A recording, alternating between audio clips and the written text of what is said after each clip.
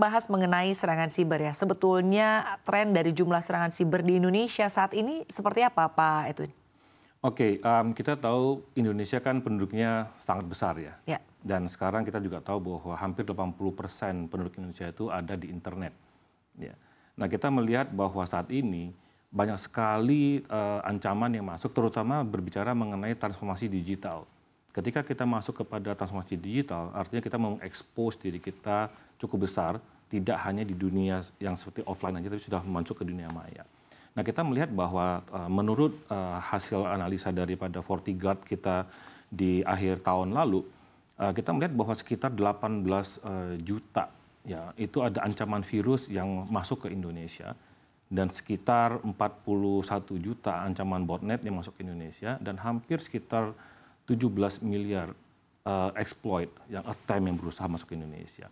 Nah, itu besar sekali kalau kita melihat bahwa begitu banyak ancaman yang masuk ke Indonesia, karena memang Indonesia termasuk suatu area yang mungkin berpotensi cukup besar karena volumenya besar.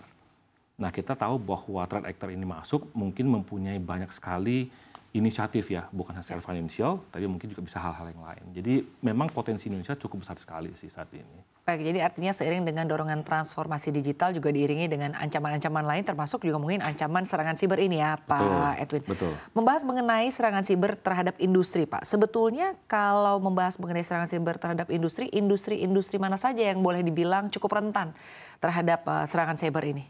Oke, kalau kita melihat di Indonesia sebenarnya sekitar hampir 62% ya, ketika kita melakukan survei di Indonesia itu 60% itu menyatakan bahwa mereka mengalami ancaman.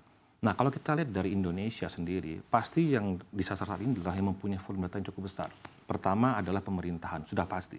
Ya, kita banyak mendengar beberapa insiden yang terjadi saat ini. Kemudian sektor kedua adalah perbankan, financial institution, ya, karena sekarang kita juga sudah mulai masuk banyak sekali kegiatan digital, payment secara digital, ya sudah tidak offline lagi. Dan ketiga adalah kita melihat daerah healthcare, kesehatan. Nah, tiga ini yang basically mempunyai suatu database yang cukup besar, ya, ketika kita masuk ke arah sana. Tapi tidak menutup kemungkinan bahwa ketika area manufacturing, di mana kita mempunyai banyak sekali intellectual property, dari harap barang-barang kita, itu juga menjadi ancaman. Sehingga kita melihat bahwa saat ini sudah banyak sekali perusahaan-perusahaan manufacturing yang sangat fokus untuk masuk ke cyber security, karena tidak hanya mengamankan area IT-nya aja, tapi juga mengamankan area operations-nya. Kemudian sekarang juga lagi marak adalah retail.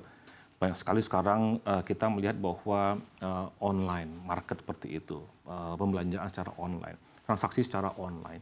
Jadi retail juga sekarang menjadi satu ancaman yang cukup besar karena mempunyai volume cukup besar. Dari segi financial mungkin juga sangat menguntungkan ya bagi trade actor ya. Jadi kita juga melihat bahwa sekarang seperti itu.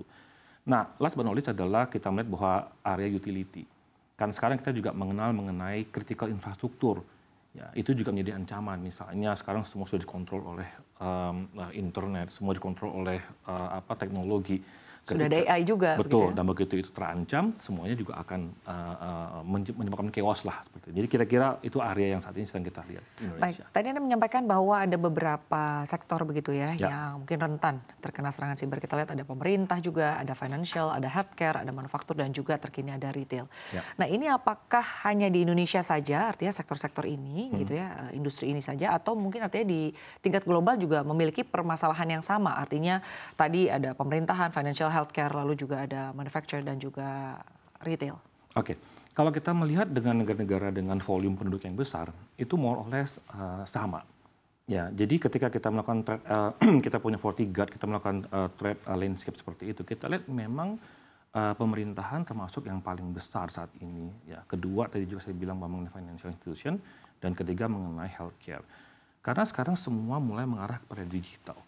Ya, mungkin di Indonesia tidak secepat di mungkin daerah mungkin negara lain seperti mungkin di Eropa apa mungkin di misalnya di Amerika, tapi tren untuk ke sana sama.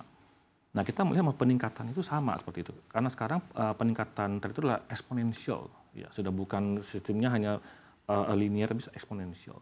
Dan memang kita lihat berhubungan dengan Indonesia sebagai satu negara yang cukup besar, dan kita melihat bahwa potensi digital business Indonesia tahun 2030 ada sekitar 300 billion. Ya, itu sangat besar sekali bagi Indonesia. Jadi memang kita lihat bahwa sekarang trade-nya cukup mirip lah antara negara kita dengan negara-negara lain.